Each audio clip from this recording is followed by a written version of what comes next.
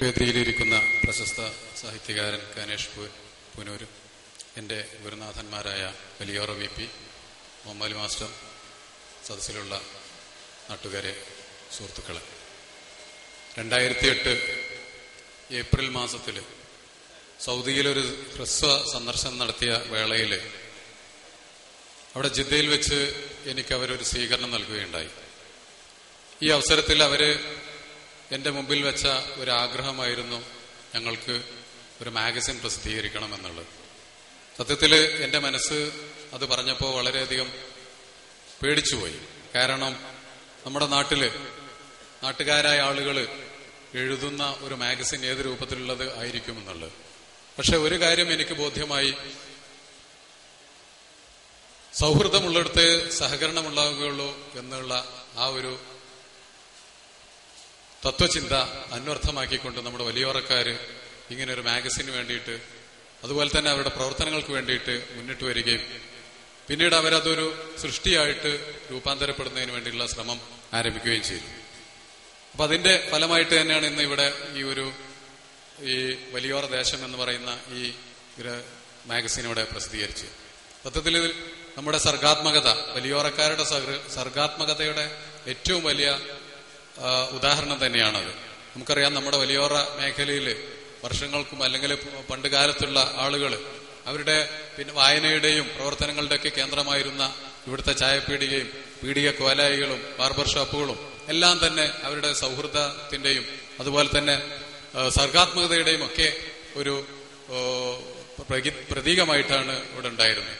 അതൊക്കെ സത്യത്തിൽ സമന്വയിച്ചുകൊണ്ടാണ് ഇപ്പോൾ ഇങ്ങനെയുള്ള ഒരു ഗ്രന്ഥം ഇവർ രൂപീകരിച്ചിട്ടുള്ളത്. വളരെ നല്ല കാര്യം തന്നെയാണ്. അതെടുത്ത് അതിന്റെ ഓരോ താളുകളിലും മറിച്ചു നോക്കിക്കഴിയുമ്പോൾ നമുക്ക് മനസ്സിലാക്കാൻ കഴിയും അതിലുള്ള സർഗാത്മകത എത്രത്തോളം അവർ പ്രതിഫലിപ്പിക്കാൻ സാധിച്ചു എന്നുള്ളതിന്.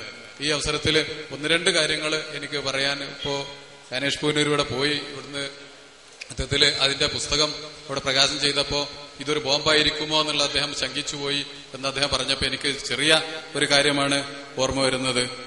പ്രശസ്ത ചലച്ചിത്രകാരനായ നടനായ മാമുക്കോയെ പറഞ്ഞൊരു കാര്യം, കലയുള്ളിടത്ത് ഒരിക്കലും കലാപം ഉണ്ടാവുകയില്ല എന്നുള്ളത്. സത്യത്തിൽ അത് തന്നെയാണ് ഈ വലിയോറയെ കുറിച്ച് എനിക്ക് പറയാനുള്ളത്. ഇവിടെ വലിയോറ എന്ന് പറയുന്നത് കലയുടെ നാടാണ്, സർഗവേദിയുടെ നാടാണ്, അതുപോലെ തന്നെ സാഹിത്യത്തിന്റെ നാടാണ്. ഈ നാട്ടിൽ ഒരിക്കലും ഒരു കലാപം ഉണ്ടാവുകയില്ല എന്നുള്ളതിന് ഏറ്റവും വലിയ ഉദാഹരണം തന്നെയാണ് ഈ വേദി എന്ന് പറയുകയാണ്.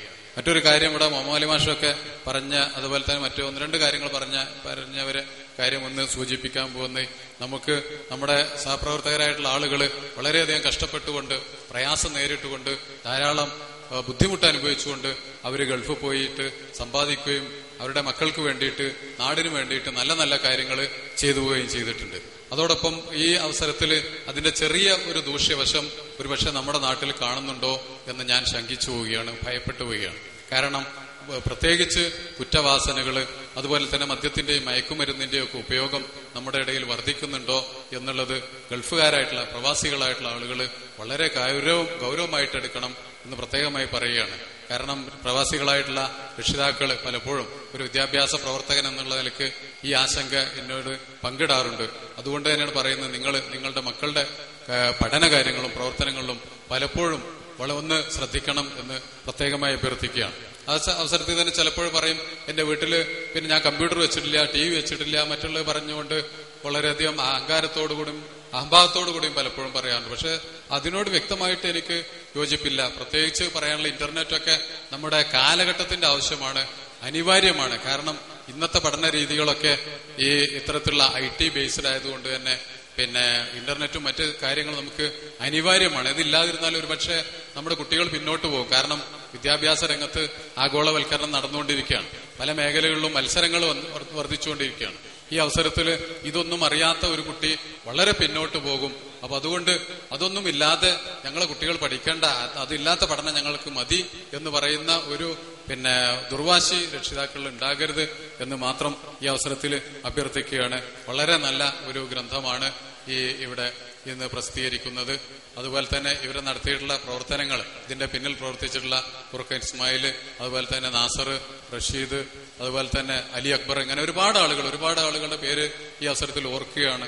അവർക്കൊക്കെ ഇതിന് തുടർന്നും അവരുടെ ജീവകാരുണ്യ പ്രവർത്തനങ്ങളും അതുപോലെ തന്നെ നാടിനു വേണ്ടിയിട്ട് ഉള്ള കൂട്ടായ്മക്കും എല്ലാം തന്നെ ഈ വലിയോർ സൗഹൃദ വേദിക്കും സാധ്യമാകട്ടെ എന്ന് ദൈവത്തിന് സർവശക്തനായ നാഥനോട് പ്രാർത്ഥിച്ചുകൊണ്ട് ഈ പരിപാടിക്ക് എല്ലാവിധ ആശംസകളും നേർന്നുകൊണ്ട് ഞാൻ നിർത്തുന്നു.